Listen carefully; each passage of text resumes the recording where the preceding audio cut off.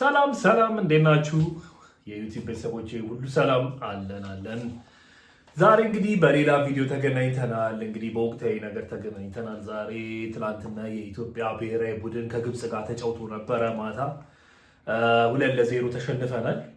ስለሱ አንዳንድ ነገሮችን ማየት ስለፈለኩ ነው ማለት መጥፎንም ጥሩንም መናገር ስለፈለኩኝ አንድ ላይ ያለውን ነገሮች እናወራለን። እናንተም ሀሳብ አስተያየታችሁን ትሰጡኛላችሁ ማለት ነው። ማለት እሱ መድረስ አለባቸው ማለት የሚሰሩት ነገሮችም ጥሩ ነገር ስላልሆኑ ያሉት ነገሮች መደረስ አለበት ለነሱ ብዬ አምናለሁ። ስለዚህ አንዳንድ ነገሮች ስለ ትናንትናው ጨዋታዎችን ማለት እፈልጋለሁ። ስለዚህ እናንተም ያልኳችሁን ሀሳባችሁን ከኔ ጋር ማጋራት ትችላላችሁ ማለት ነው።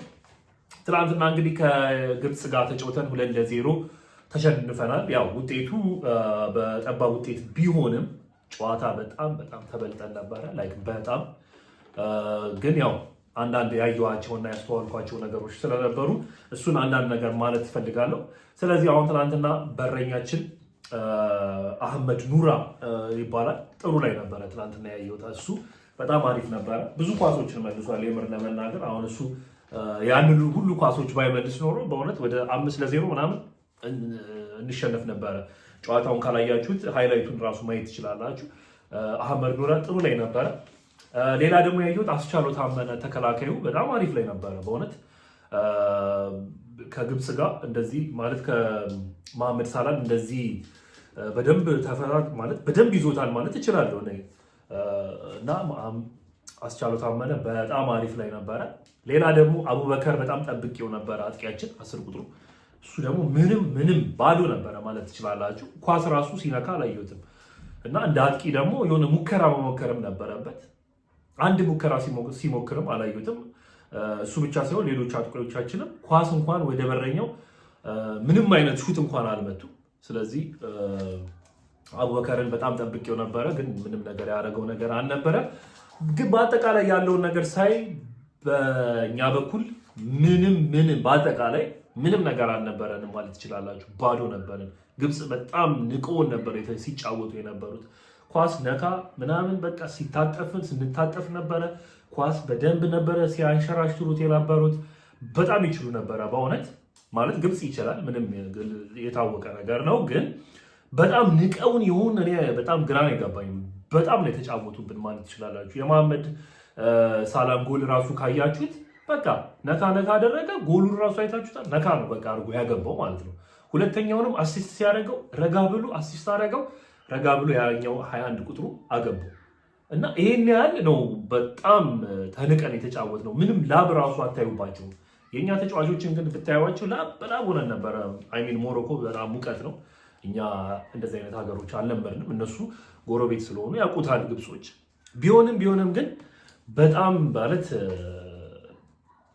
ጥሩ አልነበርንም ማለት ይቻላል እና በዚች ውጤት ራሱ ማለቁ በጣም አሪፍ ነው። 2-0 አሁን ሌላ ያስተዋወልኩት ነገር ደግሞ አሁን መሐመድ ሳላ ያገባው የመጀመሪያው ጎል ላይ በጣም በቃ ተተያይተው ነው ሲጫወቱና መሐመድ ሳላ ያገባው ጎል ማለት ነው። እንደዚህ አይነት እድል እኛ አግኝተን ነበረ።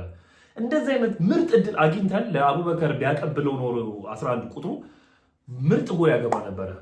ግን ይሄ ችሎታ ነው። ይሄ አሁን ፕሮፌሽናል የምትሏቸው በእንደዚህ አይነት ነገር ራሱ ማየት እንችላለን። መሐመድ ሳላ ያገባው ጎል በቃ ልክ እንዳልኳችሁ ነው እና በጣም ምርጥ አስተያየት አይቶ ምርጥ ጎል አገባ። አቡበከርም በዛ ሰዓት ላይ ማግባት ይችል ነበረ። ግን ይሄ ችሎታ ይባላል ማለት የማየት ችሎታ። በዚህ አይነት ነገር ማስተዋል እንችላለን እና ብዙ ነገሮቻችን ይቀራናል ብዬ አስባለሁ። ሌላ ያየሁት ነገር ደግሞ ወተን ነው እየተጫወትን ያለ ነው። በስንት $1000 ተከራይተው ነው እየተጫወቱ ያሉት እንግዲህ ሞሮኮ ላይ። ይሄ ራሱ በጣም አሳዛኝ ነገር ነው በእውነት በጣም ነው የሚደበረው። ኢትዮጵያ ላይ እየተጫወቱ ቢሆን ኖሮ አስቡት እንግዲህ የኢትዮጵያ ደጋፊ እንዴት እንደሚገባ አስቡት። ያንን ደጋፊ እያየ የኛ ብሔራዊ ቡድን ቢጫወት ምን ያህል እንደሚሆን ማሰብ ትችላላችሁ።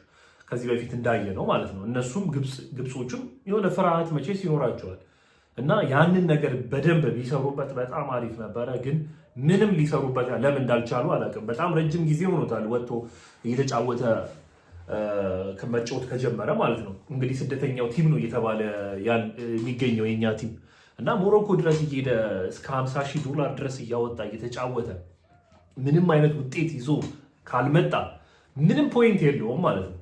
ስለዚህ ይሄ በዶላር የሚያወጡትን ወጪ ስቴዲየም ላይ ቶሎ ቶሎ ገባ ምናምን አድርጎ ፊፋ ሲፈቅድላቸው እዛ ላይ ቢጫወቱ የተሻለ ነው ብዬ አስባለሁ። ምክንያቱም ስሰማ አንዳንድ ኢንፎርሜሽን ለአሰልጣኙ ለ3 ዓመት የሚከፈለው ወደ 14 ሚሊዮን ብር ነው። ወደ 14 ሚሊዮን ብር ነው የሚከፈለው።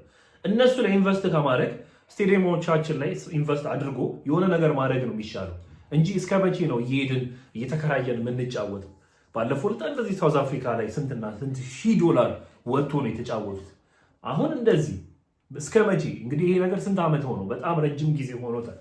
ይሄ ዶላር ቢቀመጥና እንትን ቢያደርጉት ኖሮ ኢትዮጵያ አዲስ አበባ ስቴዲየም ላይ የሆነ ነገር ቢደረግ እስከ ዛሬ ድረስ እንጫወትበት ነበር። ሞራልም ይኖራቸው ነበረ ለእኛ ተጫዋቾቻችን ማለት ነው። ግን እኔ አላቅም የኢትዮጵያ ፌዴሬሽን ምን እየሰራ እንደሆነ ምንም አላቅም። እነሱ ጭራሽ በቃ አርቲስቶቻችንን እያመጡ ፕሬዚዳንት እያደረጉ ነው። የማይሆን አሰራር እያመጡ እያስቀመጡ ነው። እነሱ እሱ ላይ ነው ፎከስ ያደረጉት፣ የማይረባ አሰራር ላይ ማለት ነው። ግን የኢትዮጵያ ብሔራዊ ቡድን እንደምታዩት ነው። ምንም አይነት ስራ እየሰራ አይደለም። ኳስ ላይ ባዶ ነን እናውቃለን። ግን መጀመሪያ ከፌዴሬሽኑ እየተሰራ ምናምን ሲመጣ ጥሩ ነው። ግን እነሱ የሚሰሩት ሌላ የማይረባ ስራ ነው። ለማንኛውም በአጠቃላይ የትናንትናውን ጨዋታ ሳየው የኢትዮጵያ ብሔራዊ ቡድን ምንም አልተጫወተም ማለት ይቻላል። ምንም አይነት ሙከራ አላደረገም። ቅብብል መጫወት ይፈልጋሉ፣ ግን ያንን ቅብብል ደግሞ በስነስርዓት እየተቀባበሉ መሄድም አልቻሉም። ወደኋላ ነው የሚያፈገፍጉት። ወደኋላ በቃ ወደፊት ነው መሄድ ያለባቸው፣ እነሱ ግን ወደኋላ ነው የሚያፈገፍጉት ኳሱን ይዘው ማለት ነው። እና እሱን አይቼባቸዋለሁ። ሙከራ ተዉት። ምንም አይነት ሙከራ የለም ማለት ትችላላችሁ። ምንም 1-2 ሙከራ ይቻታለሁ። ያቺ ሙከራ ለከፍ አድርጎ ነው ሹት የመታው። ያቺ ሹት ደግሞ እኛም መምታት እንችላለን እንኳን ከዚህ ከፕሮፌሽናል ተጫዋች ላይ ማለት ነው። እና በአጠቃላይ በጣም የኢትዮጵያ ብሔራዊ ቡድን በጣም አስጊ ደረጃ ላይ ነው ያለ ነው የምር ለመናገር ይህን ሁሉ ወጪ እየወጣበት ማለት ነው። እና አሁን ሳይ በዚህ በተመደብንበት ቦታ 5ኛ ደረጃ ላይ ይገኛል የኢትዮጵያ ብሔራዊ ቡድን ማለት ነው። ከጅቡቲ መጨረሻ ላይ ጅቡቲ ትገኛለች 6ኛ ላይ፣ እኛ 5ኛ ነን የምንገኘው። እንግዲህ አስቡት ጊኒ ቢሳውን ማሸነፍ ካቃተ፣ ጅቡቲን ማሸነፍ ካቃተ፣ እነዚህን ማሸነፍ ካቃተ ምንድን ነን ታዲያ? አስቡት። ግብፅን ኦኬ ብለን እንተዋት። ባለፈው ዕለት 2-1 አሸንፈናል። ግብፅ ሜዳ ላይ ሄደን አሸንፈናል። እሱ በጣም ጥሩ ውጤት ነው። ግን ጅቡቲን፣ ጊኒ ቢሳውን እነዚህን ነገር አሸንፈን ቢሆን የሆነ ደረጃ እንይዝ ነበር። ግን አሁን የበለጠ እያሽሎቀለቅን ወደ ታች እየሄድን ነው የምንገኘው። ስለዚህ የኢትዮጵያ ፌዴሬሽኖች እባካችሁ ይህን ነገር ስሩበት። ይሄ ከአርቲስት እያመጣችሁ ወይ ደህና አርቲስት ወይ አይደለች ከአርቲስት እያመጣችሁ ፕሬዚዳንት ማድረግ ምን ማለት ነው? ስንት ሰው ጠፍቶ ነው? በጣም ብዙ ጠፍቶ ነው። እኔ እንኳን መስራት እችላለሁ ያንን ፕሬዚዳንት ከአርቲስት እያመጣችሁ ቁጭ ማድረግ። ስለዚህ ባካችሁ ስቴዲየማችንን እንስራ፣ ያለውን ነገሮችን ሰራ አድርገን ደጋፊ ባለበት የኢትዮጵያ ብሔራዊ ቡድን ቢጫወት በጣም አሪፍ ነገር ነው። የሆነ ነገር አትሊስት እናያለን ከዚህ በፊት እንዳየ ነው ማለት ነው። ስለዚህ ባካችሁ በዚህ ነገር ተባበሩናለሁ። ስለዚህ በአጠቃላይ እንደነገርኳችሁ የትናንትናው ጨዋታ 2-0 በሆነ ውጤት ተሸንፈናል። መሐመድ ሳላ ገብቷል። መሐመድ ሳላ አሲስት አድርጓል። ተጫውቶብናል። ቀለል አድርጎ ነው የተጫወተው። ምርጥ ጨዋታ ነው የተጫወቱት ግብጾች። በአጠቃላይ የኢትዮጵያ ብሔራዊ ቡድን ኢንጀነራል ስነግራችሁ ደግሞ ባዶ ነበርን። ከሙከራም 0፣ ተከላካይ እንደነገርኳችሁ አስቻሉ ታመነ ጥሩ ላይ ነበረ። በረኛችንም ጥሩ ነበር። ግን በአጠቃላይ 3/10 ሰጣችኋለሁ። የኢትዮጵያ ብሔራዊ ቡድን መሻሻል አለባችሁ። ኔክስት ጌም እንግዲህ አንድ ጨዋታ ከዚህ ወዲያ ብናሸንፍም ምናልፍም አይመስለኝም። ስለዚህ እሱ እኮ ልክ ነው። አዎ እንደውም እኮ አሁን በቅርብ ጊዜ ነው ተገናኝተው ይሄን እየተጫወቱ ያሉት። የኢትዮጵያ ፕሪሚየር ሊግም እንግዲህ እንደ ድሮ አይደለም ማለት በደንብ እየተጫወቱ አይደለም። የኢትዮጵያ ፕሪሚየር ሊግ ላይ እንደምናየው አይደለም። በየሀገሩ እየሄዱ እየተጫወቱም አይደለም። በአጠቃላይ በእነሱም መፍረድ አንችልም። ይሄ ግልጽ ነው።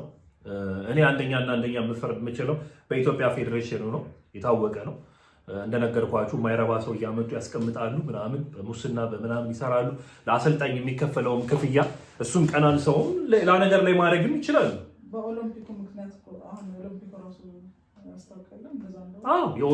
ኦሎምፒክ አሁን እየተበላሸ ነው እንግዲህ እንደምታስቡት ኦሎምፒክ ላይ ያየነውን ነገር ማለት ነው።